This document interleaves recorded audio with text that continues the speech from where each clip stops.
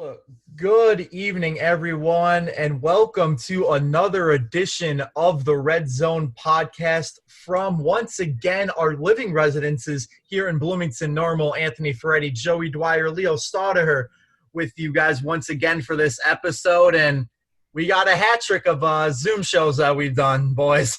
I feel bad, gentlemen. I didn't make my bed before this, and I'm looking in the background right now, and it looks like I just sleep on a top sheet. So I would like to apologize for anybody watching on YouTube, because that's a rough look. But this is, like Anthony was saying before the start of the show, fingers crossed, this is our last Zoom show that we're going to have to do. So fingers crossed. Yeah, in anticipation of similar things to you, Joey, so people won't have to see my messy room, I actually turned my desk around so that you could see as little of my room as possible. So I'm doing that for you, the viewers. I've just got too many pint glasses. I've got, I think, 6 of these bad boys just sitting on my desk right now. So to move would be a risky operation. I got you. Yeah, I've just got my AC and stuff behind me, and that's just my Swiffer, that green thing. Keeping it clean, keeping it frosty. Got to keep it clean. So we have another great show planned for you guys. Tonight, we're going to start off with the NBA playoffs as it's into the second round. Then we're going to talk about college football. Some teams are playing, some teams aren't. Redbirds still making some changes even though they're off. Then we finally get into the NFL season as that will kick off shortly on Thursday night. And then the moment everyone has been waiting for, the Pick Six first week. I'm excited. This will be fun. We're all waiting for it. I know Steve's excited to get in this. He's always looking forward to trying to beat us every week. So we'll see what happens this first week. I think in my lone guest appearance last year, I went 2-4. So I guess the only way I can go is up. So we're optimistic about that. And we were talking earlier, and we'll get into this more when we get to the Pick Six. But we were talking earlier in the week how Steve's going to start off with an immediate 0-1 because he's going to pick the Lions to beat the Bears, which just won't happen. And we'll talk about that later, I'm sure. But just a little – because Blake is coming on later, and he's a Packers fan, if I'm not mistaken. So I think he is. So we got 3/4 of the NFC North that's going to be represented. Yeah. And, I mean, the Vikings don't have many fans to begin with, especially not in Central Illinois. Yeah. Do have that ISU connection, though, with Mike Zimmer. But like Joey said, enough of the NFL. We'll get to that later in the show. We're going to start with the NBA playoffs. They are in the second round. Joey, like you mentioned last week, you called it with the Miami Heat starting to explode, and something I don't think a ton of people expected. They upset the Milwaukee Bucks in 5. I think a big part of that, though, Giannis Antetokounmpo out in Game 5. And what I will say about that is I think Giannis or not, I really don't think that Milwaukee stood a chance. They play a super old style of ball. They just always drive to the big man. And people have been talking about this on Twitter, calling Giannis a Pippen and who needs a Jordan. And I don't necessarily think that's true, but he does need somebody who can hit shots from the outside more consistently than Chris Middleton or Bledsoe can. So I think until they figure that out, the Bucks aren't going to be able to take that next step to where they can really be like this championship contender team. And I think the Heat are just a super well-rounded team. We'll see who they play. Huge game tonight. The Raptors hung on a double OT to force a Game 7 against the Celtics. So that's going to be a fun Game 7 to watch.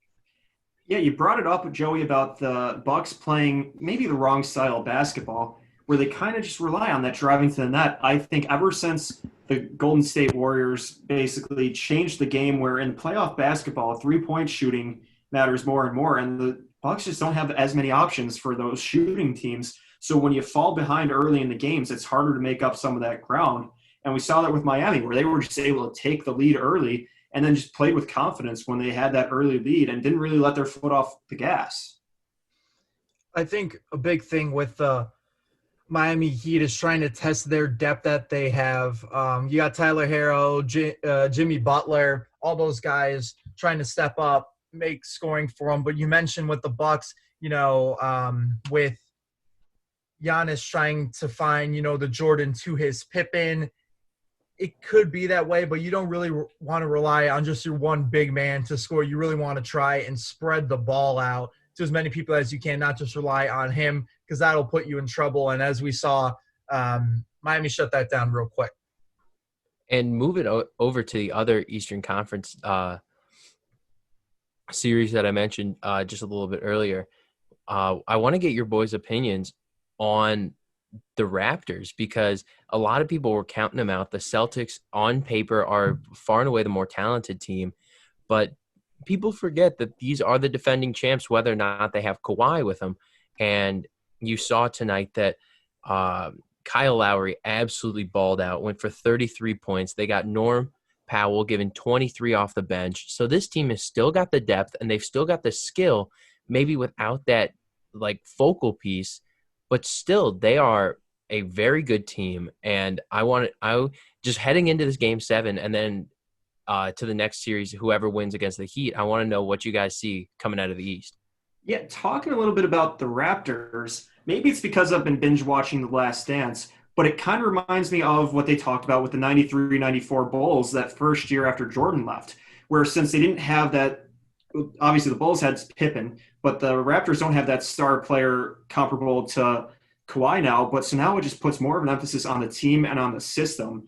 And so these role players that were on the championship last year have elevated their performance. And obviously it's just showing that the team is greater than the individual in the case of the Toronto Raptors, and they're not going down easy. We've seen they're taking a more talented team down to the brink. Yeah, we've seen with the Raptors, with them getting rid of Kawhi Leonard, but we've seen some of the guys step up. You got Van Fleet, he stepped up. He had 23 points. Kyle Lowry, 33 points. Pascal Siakam didn't have the best game, 12 points, but he's still trying to make his presence felt. Ibaka, as you mentioned, Joey, Powell too. So they're getting guys that can really play to try and get them one step closer to not like count them out. So they're trying to face adversity the best they can. And I think that going into this game 7, they got to make sure they keep manufacturing those chances for those powerful guys on their offense. Obviously, Pascal Siakam is one of the most promising young players in the league right now. And so I'm not super concerned about him having a down game in game 6. I think that he's had a good enough series where I feel like the Celtics are probably keying in on him a little bit. So maybe spread it out to some of the other guys. But in order for Toronto to win this, they're going to have to shut down the superstars that the Celtics have, the Jason Tatums, Jaylen Browns. And so it'll be a super interesting game 7. And then even more interesting will be that Eastern Conference final. And whoever wins this series are going to have to go on to play the Heat. And that's going to be, regardless of which team wins, that's going to be a very interesting Eastern Conference final. Yeah, I feel like when everybody was looking at the playoff bracket before it started, everybody kind of just wrote off the East. Like they thought it was just going to be the Bucks and nobody else mattered, that the West is so much better. But I've actually found that the Eastern Conference matchups have been more entertaining so far. I think regardless of who makes it out of the East, it's going to be a scrappy final because these teams in the East have been playing so much closer, much closer games, and they've been playing with a lot more intensity in the West, where there's been a lot of blowouts and a lot of not as many 7-game series. So I think the East is definitely conditioning themselves to maybe challenge the West for whoever makes it to the finals. And it'll be exciting. As of recording right now, we've got the Clippers are up 2-1 on the Nuggets. I'm just making sure that that's accurate. They're playing right now. Clippers are up 50-48 as we record. So obviously tomorrow you guys will know who won. But the Nuggets have been putting on a little bit of a show, so that's been fun to watch.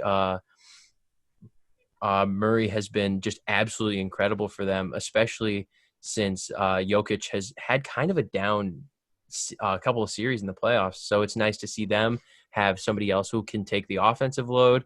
But the Clippers are just so good. I don't know if Denver is up to the task. Yeah, you mentioned it. Clippers, they do have strength. They got Kawhi from Toronto. I believe PG-13 is on the Clippers as well, Paul George. Yes, sir. Playoff P right there. So they've got some big men they're trying to test. They've got a bunch more cast of characters. But as you mentioned with Denver, Jamal Murray really helped this team out. You saw it in the first round against the Jazz in Game 6. Their team facing elimination. He goes up, puts 50, gets them into a Game 7, and then gets them into the second round. So it'll be interesting to see if Denver is up to the task. It's going to be a dogfight. It's going to be entertaining in the West to see how that semifinal will be won. Definitely. And I just feel like the thing that I noticed the most about watching the Clippers play is just how much of an impactful player Kawhi Leonard is in the playoffs, just because he is a force on both ends of the court. We've seen him pretty much going up head-to-head with Jamal Murray, and it's just the Murray is doing everything he can, but Kawhi is just so good, such a good lockdown defender, and then turns it into offense too. Like, he is just dominant on both ends of the court, and I feel like just there is no answer for that. Obviously, maybe the other team that plays in Los Angeles might have an answer for him, but Kawhi is just a special player, and it takes a lot to shut him down. And you mentioned the Lakers, and their series against Houston has been awesome to watch, because everybody's talking about how it's the big ball Lakers against the small ball playing Houston Rockets, and the fact that Houston will field an entire 5 who are 6'6" and under, and still can cut around and cut up through the Lakers. That's been really fun. But I think this series is going to come down to depth, and I just think the Lakers have it in droves, whereas the Rockets are really, really top heavy.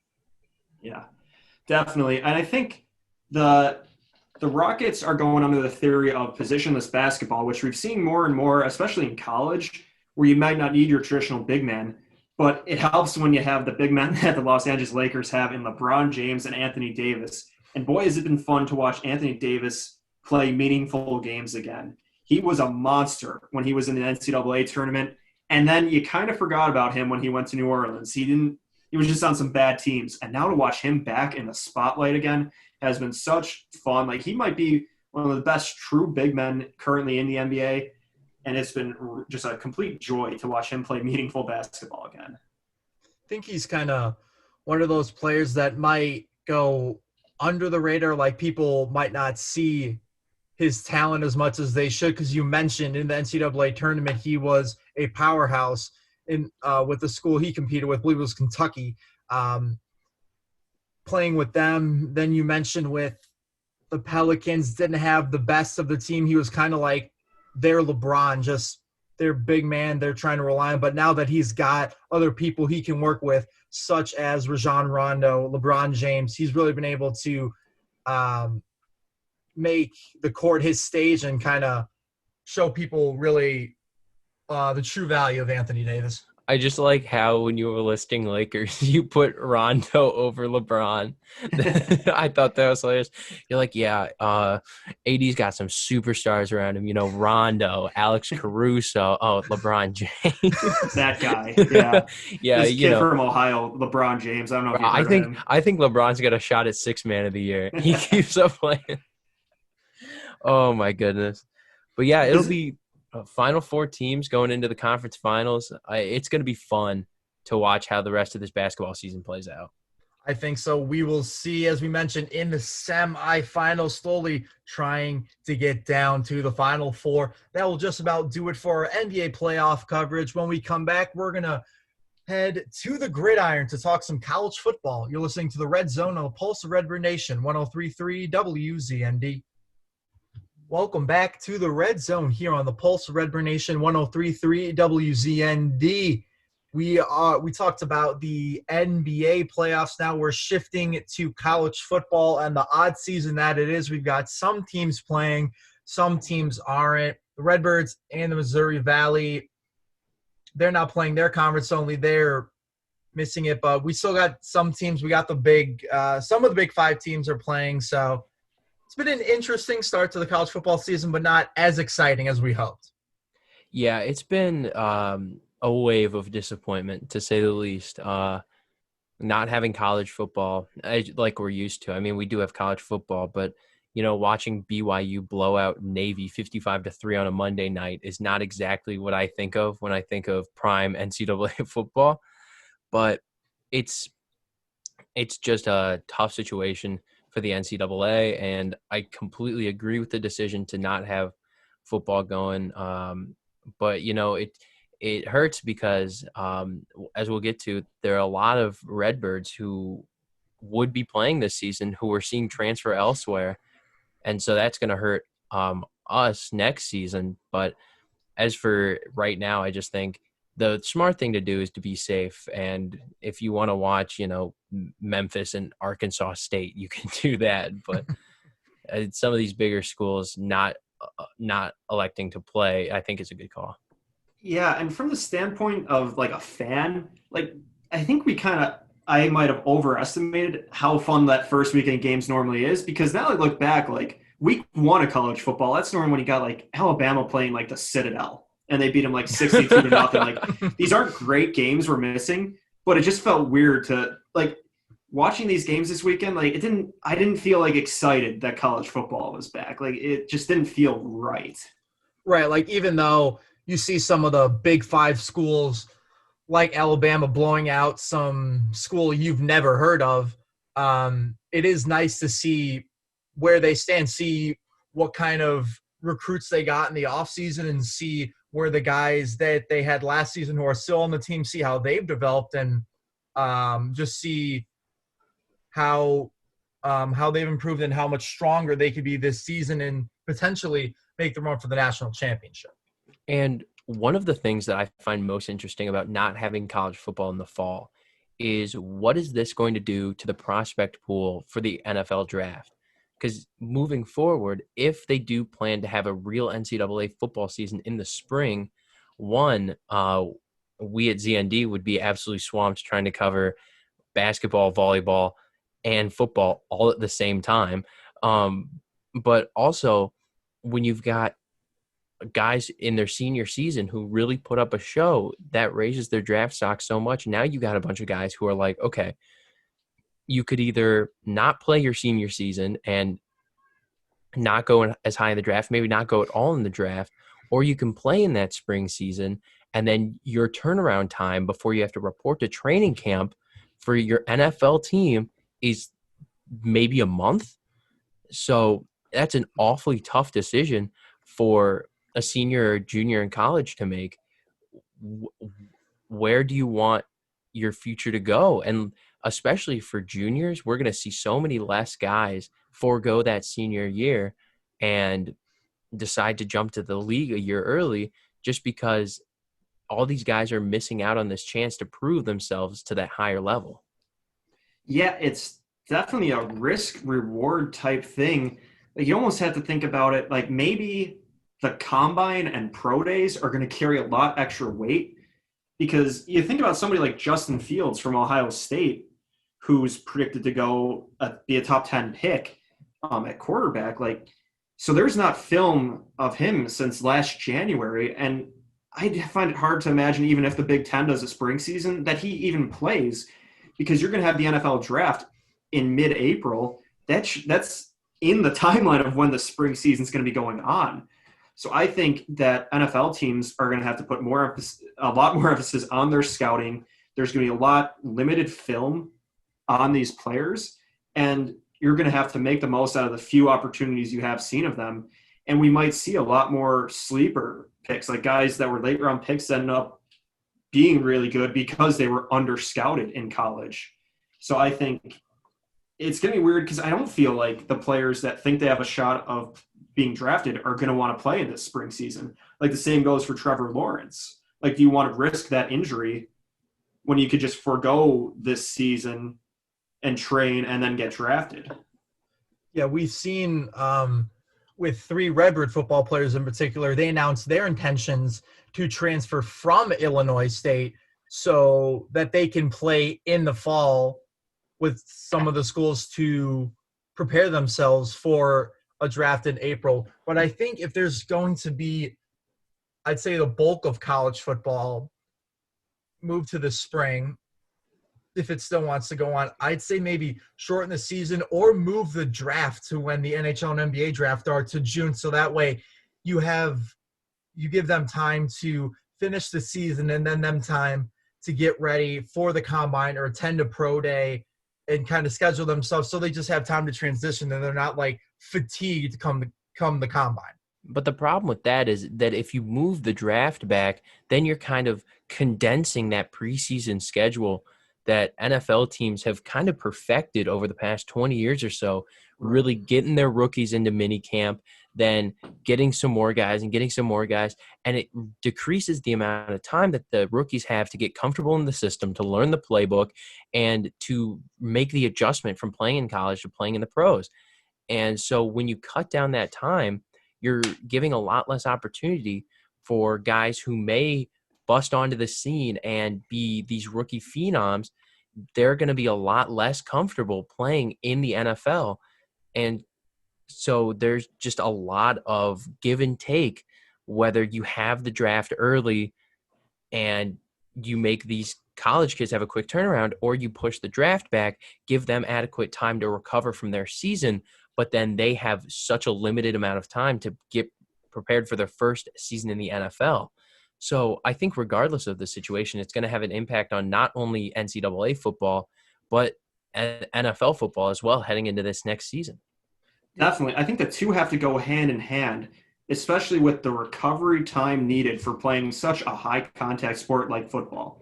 I mean, you think about it in the NFL context. So the big game, the championship, is played in early February. And then the players, that's just two teams that are playing that late into the year. They don't strap on the pads again until mid-June in their mini camps to going full contact. So then you think about the two teams that make it to the championship, that's 4 months without playing full contact football. But the teams that have been out since January, they're going 6 months without strapping on the pads and hitting another player. That allows their bodies to recover. I think if we want to, we're talking about all these different proposals for college plans, or they could be going 2 months without playing full contact football. Like that could really, I think, result in a lot more serious injuries, as well as just that wear and tear that could affect these players later into their careers, where they might not be able to play as long because they've just been so beat up. And then, so if you're a college player and you're in that situation, which are you incentivized to do more? Because in my mind, it's a complete toss-up. Do you want to not give your body that rest, or maybe take this season off, or maybe redshirt even, and then go in as a senior again? Because there's so much risk, like you said, Leo, with going in without very much rest and getting hurt. And so it's a total toss-up. Yeah, I think the situation is where you're putting college-age kids in almost such an impossible situation to make the right decision, because it almost feels like whatever decision these athletes pick, somebody's going to tell them they made the wrong decision, that they're being selfish. So I think this might be a failure by the NCAA to come up with a plan on this transition from NCAA to NFL, where they're not doing the best thing possible for the long-term safety of their players.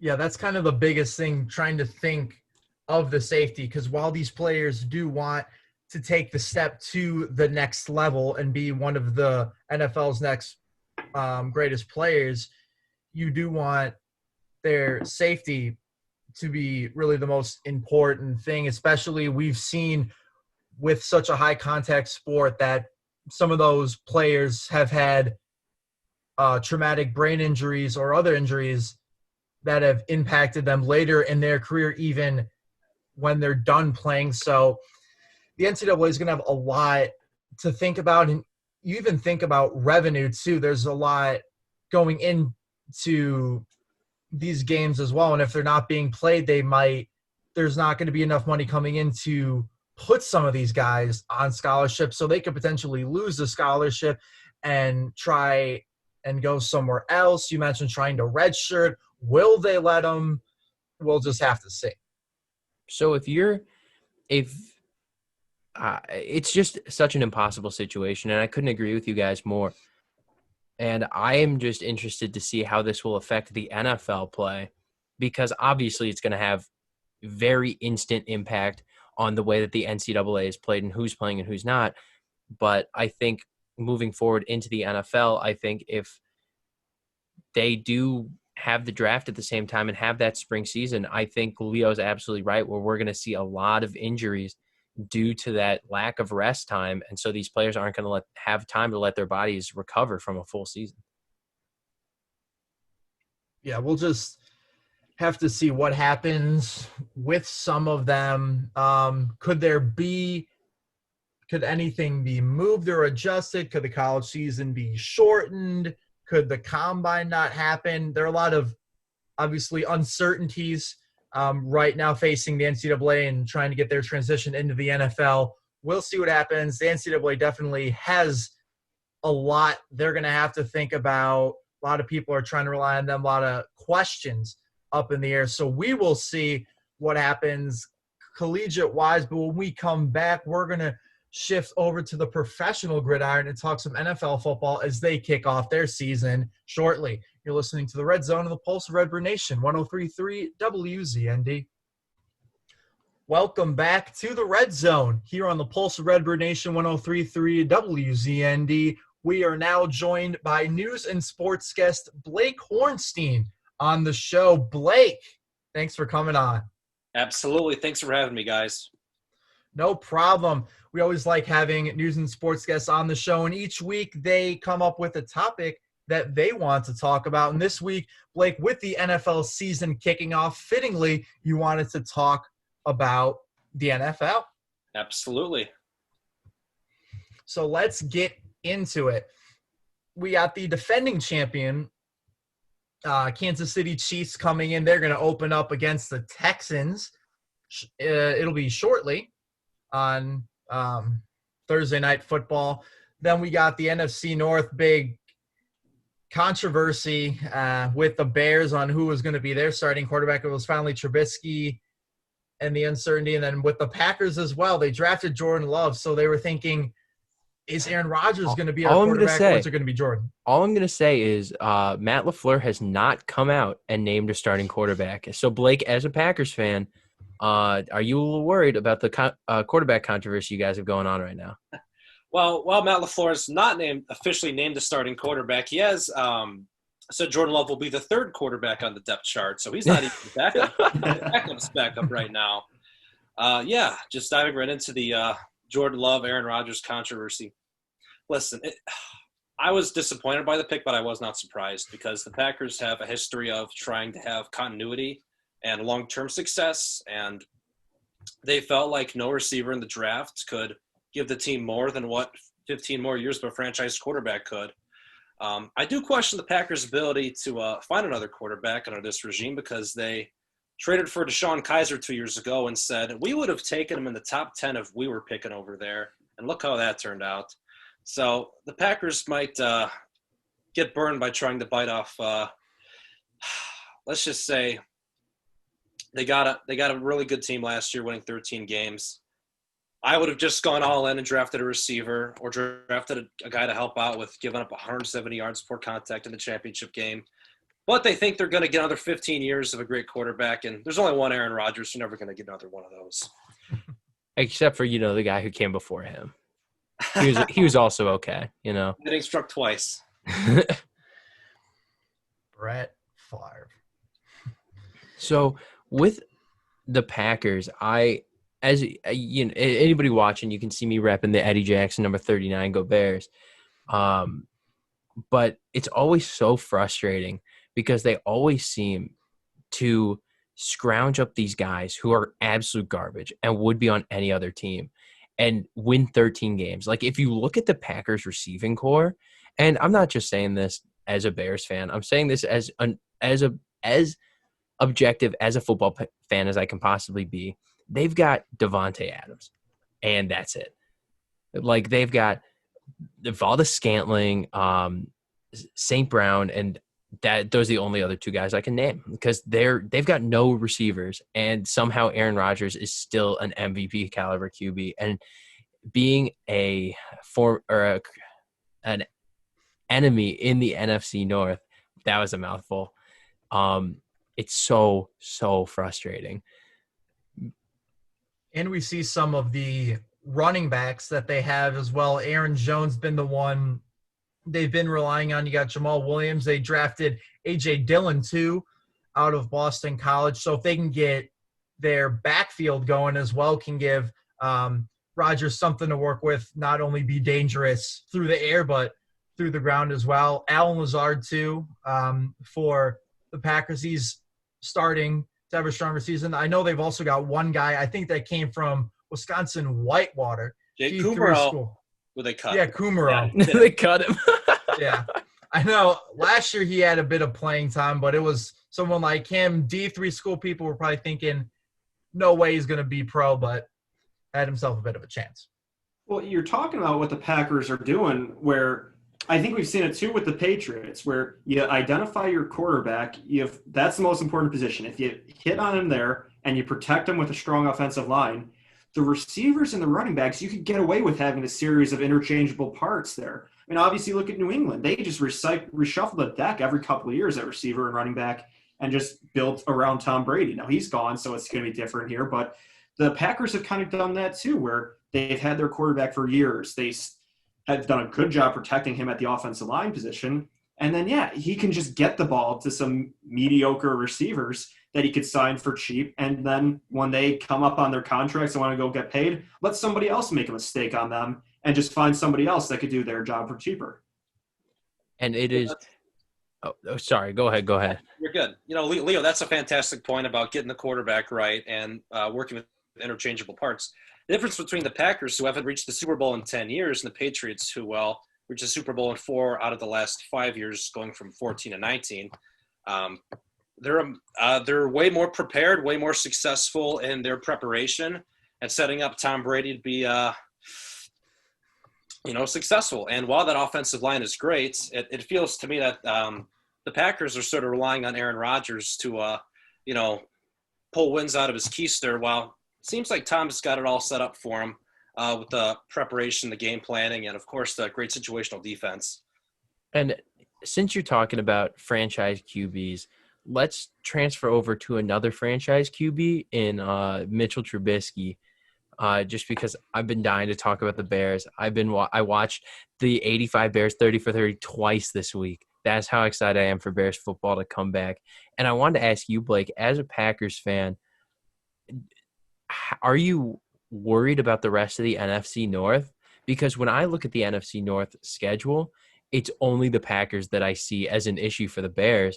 And so if I were a Packers fan, I'd be like, that's 6 easy wins. I mean, 5 because the Bears and Packers will split. But yeah, I try to just as an objective fan, or not objective fan, but just to try to not get myself too high on hopes. I like to respect everyone in the division. The Bears obviously have just a fantastic defense, and as long as that defense is there, they're going to be in every game, or most games rather.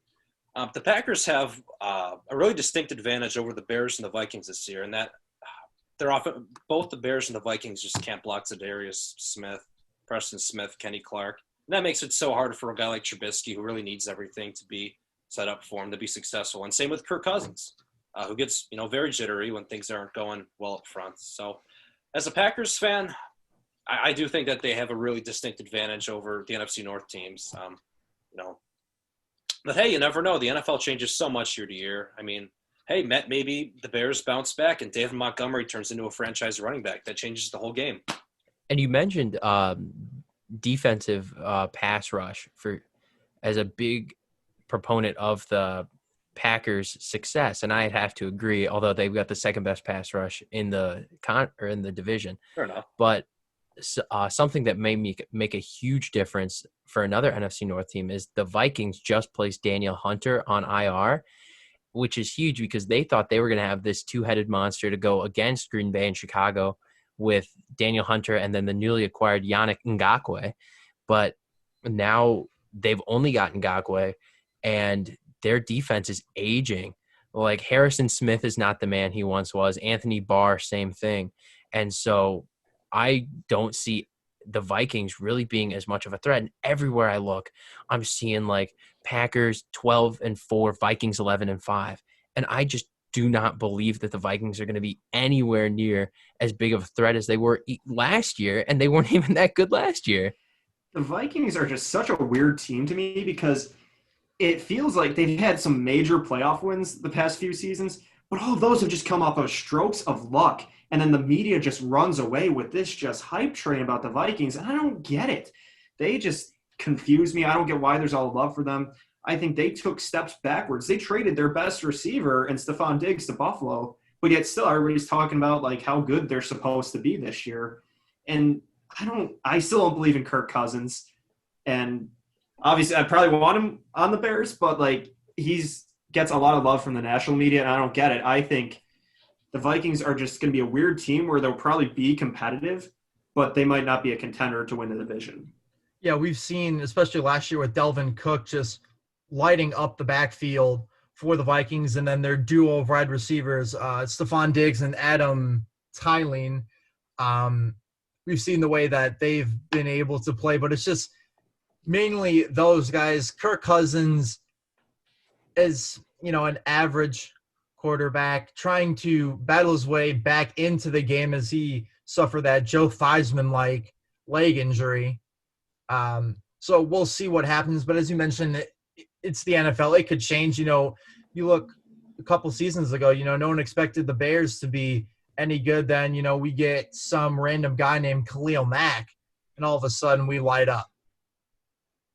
And I think that the biggest indicator for who's going to be successful in the NFC North is who can have this balanced attack of offense and defense, because that was the Packers last year. As much as I hate to say it, the Packers defense was raw, and their offense, if you have Aaron Rodgers, you're going to have a good offense.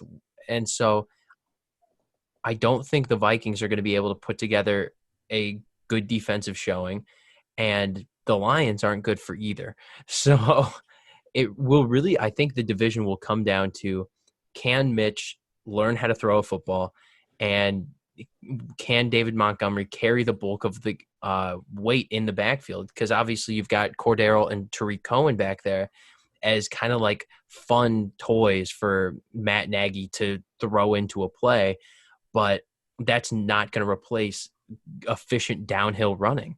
So if the Bears can put together a good offensive season, then I think they've got a chance to really challenge the Packers for this division.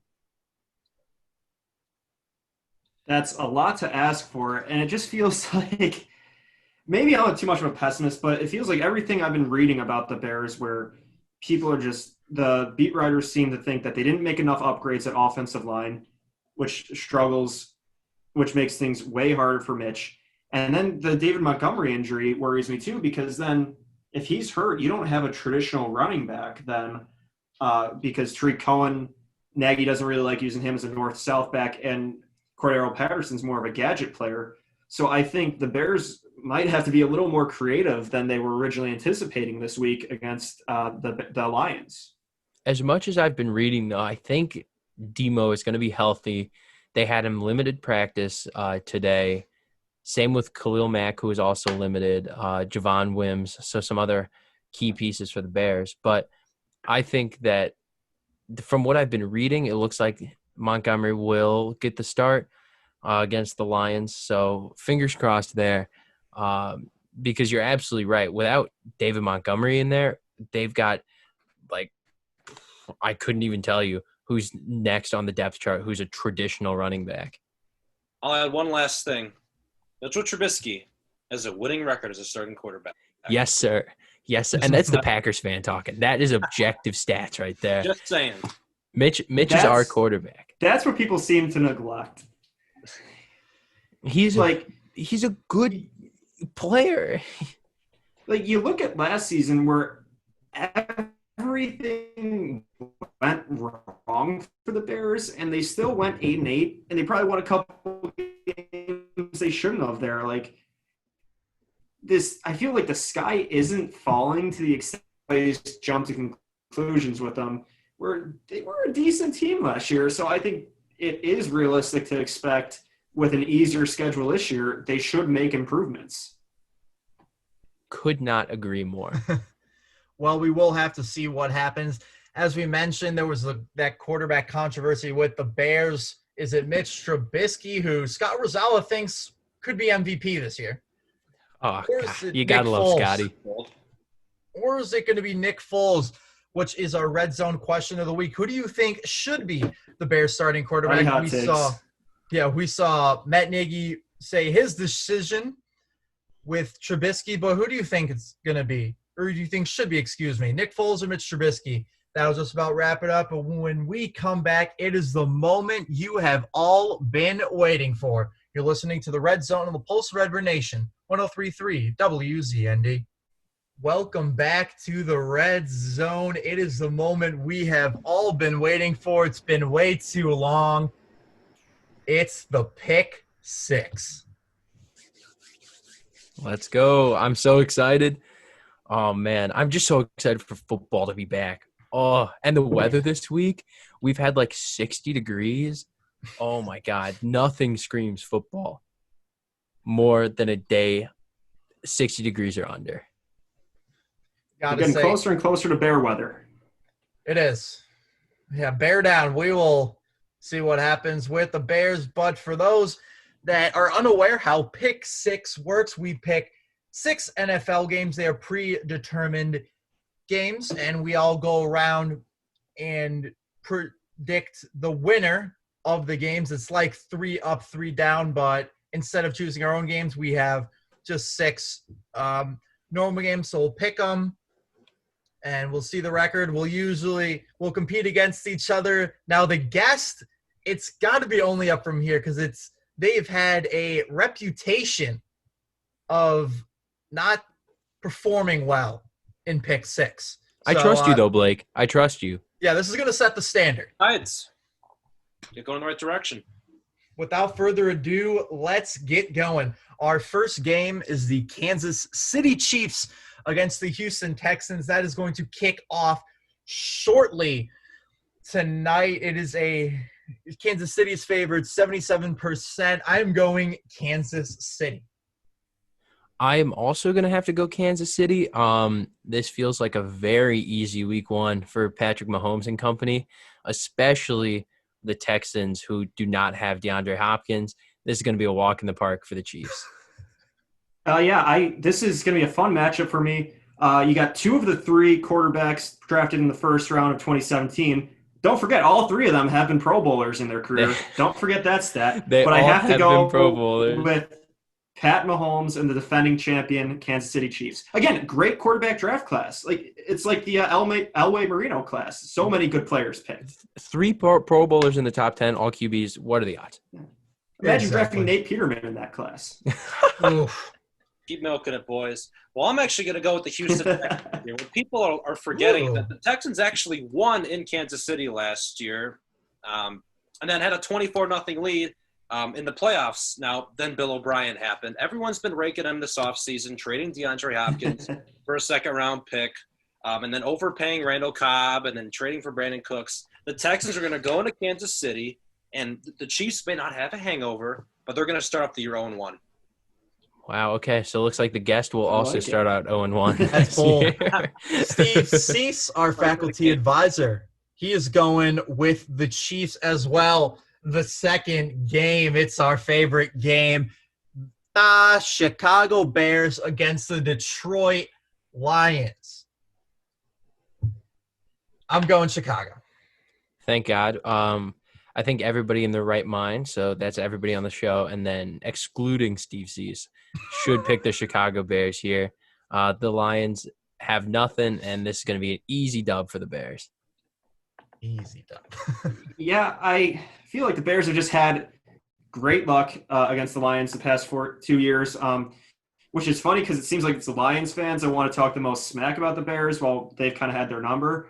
So I think this should be a big statement win. It's not going to be easy. I'm predicting it's going to be a close game, but I think the Bears will sneak out of there with a win. I'm going to throw a stat at you guys.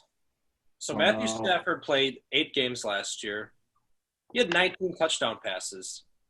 If you take that number and multiply it by 2, he leads the NFL in touchdown passes. Detroit got really unlucky last year against the Packers in that Monday night game. They really were going to make a push for the playoffs. Then Stafford got hurt. They're going to start the season off 1-0. The Lions are not a bad team. They're going to win this game. I can't believe the guest is going 0-2 to start the year. Blake, I talked you up so much before this. What are we doing? Play the games, Joey. Hey, I mean, all I'm saying is you're playing the strat. So if we're wrong, guest is far and away number one right now. Game plan. Yeah. As far as Steve Cease goes, I'd be lying to you if I told you he didn't pick Detroit. He's going with the Lions. Third game, sticking with the NFC North, the Green Bay Packers and the Minnesota Vikings. Blake, I'm sorry to do this to you, but I really want to try and go 6-0. I'm going Minnesota. Blake, I'm also really trying to go 6-0, so I'm going to make the obviously right choice, and I'm going to pick Green Bay. They're going to run over Minnesota. Yeah, I got your back too on this, Blake. In the previous segment, I basically, dismantled the Minnesota Vikings. I don't believe in them, and it's hard to win in Lambeau any time of the year, especially early in the year. I think Aaron Rodgers and company are going to have a very favorable matchup in week 1. Yes. As much as I hate to say that. Well, I brought up earlier how I'm really a huge fan of our matchup with our defensive linemen Smith, Clark, and other Smith going up against the Vikings and the Bears. The other factor in that game is the Vikings' relatively young secondary. I mean, they don't have anybody out there that's played Aaron Rodgers before.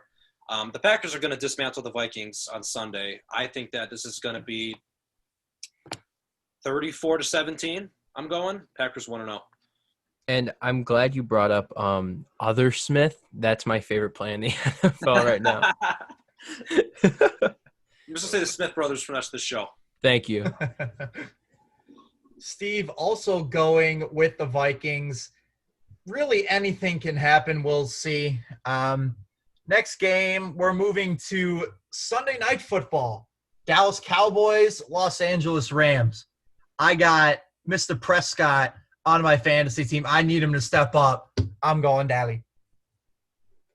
And Freddie, I also have Dak Prescott on my fantasy team, and I think that the Cowboys are the easy victors here. Not a whole lot going on in Los Angeles. The extension of Jalen Ramsey, which I think they paid a little too much because they should be entering a mini rebuild here. So I think that it's going to be Cowboys all day.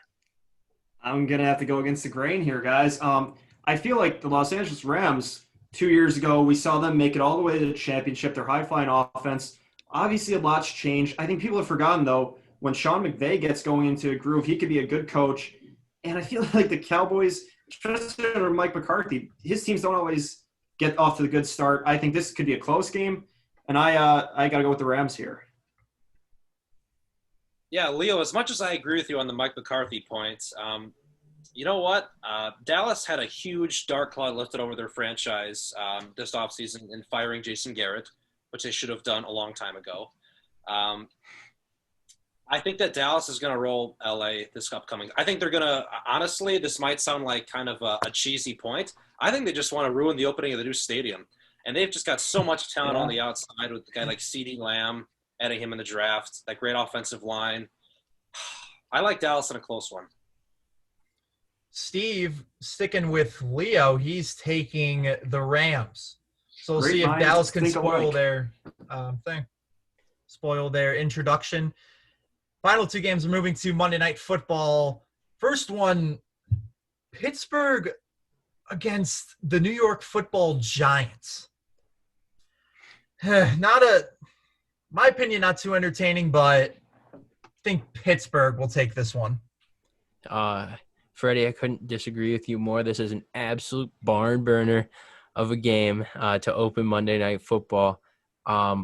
But, yeah, I think Big Ben coming back is going to be huge for the Steelers. However, I got a lot of faith in Daniel Jones. Saquon is an animal. Ooh, you know what? I'm changing my pick of the last second. Pittsburgh's defense is too good. We're going Steelers. Ooh. I'm also going with the Steelers here. I just feel like Mike Tomlin is a very good coach, and they had a dysfunctional year last year. I think now getting Big Ben and his surgically repaired arm back, they were able to get some sense of normalcy back in their training camp, go back in with their full group with James Conner and Juju Schuster leading the offense too. I think that it's going to be a good week one matchup with the veteran Pittsburgh Steelers going against an up-and-coming New York Giants. Joey, I'm with you, man. The Giants' offense could really take off this year. I'm a huge Daniel Jones guy. I've heard a lot of good things about what Joe Judge has done in training camp, changing that culture. Pat Shurmur's not a head coach. Neither was Ben McAdoo. I think they push for the East this year, but Pittsburgh almost made the playoffs last year with a guy named Duck. They're an exceptional team, and now they're getting Ben Roethlisberger back. You're going to see the rise of Juju Smith-Schuster again. James Conner is a good running back despite last year. Pittsburgh's just too good. They're going to win. Steve Cease also picking Pittsburgh, so I believe that's a clean sweep. Final game is the Tennessee Titans and the Denver Broncos. This is an interesting game. I had one person. I might change my pick. Ooh. I initially had Tennessee.